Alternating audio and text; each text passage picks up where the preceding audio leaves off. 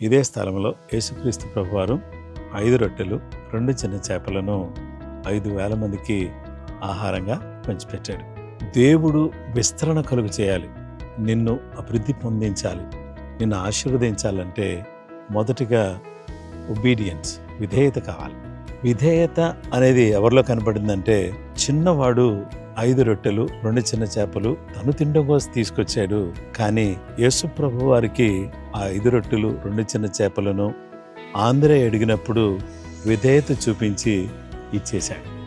ఇచ్చినందువల్ల ఏం జరిగిందో తెలుసా?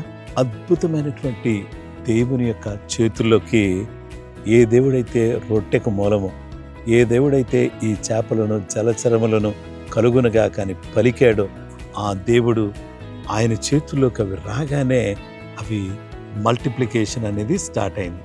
ఎప్పుడైతే ఈ యొక్క మల్టిప్లికేషన్ అనేది వచ్చిందో అప్పుడు ఏం జరిగిందో తెలుసా? విస్తరణ అనేది జరిగింది.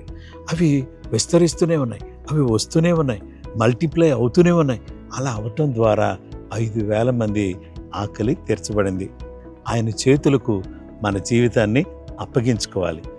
ఆ రొట్టెలు ఏ విధంగానైతే 5,000 మందికి దీవెనకరంగా మారినాయో అలాగే మన జీవితాన్ని కూడా ఆయనకు విధేయత చూపించి ఆయన చేతుల్లో మనల్ని మనం పెట్టుకుంటే అద్భుతమైన రీతిలో మనల్ని అభివృద్ధి పొందించి ఆశీర్వదించి తన కృప మనకు దయచేసేటటువంటి గొప్ప దేవుడుగా ఆయన ఉన్నాడు. అలాగూ మీరు చేసే వ్యాపారం విస్తరించును గాక, మీ కుటుంబం విస్తరించును గాక, మీరు ఆత్మీయంగా ఆర్థికంగా అన్ని విధాలుగా మీరు విస్తరించి అభివృద్ధి పొందాలని నేను కోరుతున్నాను.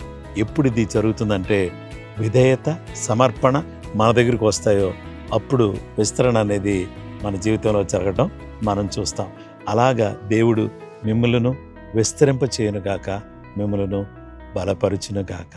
ఆమేన్.